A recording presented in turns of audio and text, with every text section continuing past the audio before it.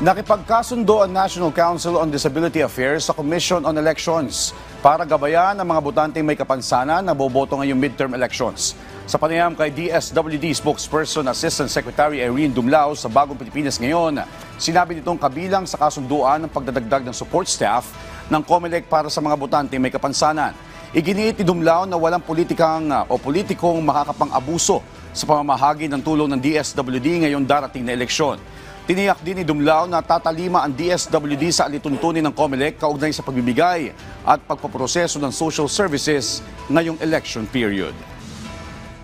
Batay doon sa inilabas ng COMELEC na memorandum for the DSWD na kung saan nga po na-exempt yung mga programs and services natin from the ban on public fund spending during the election period.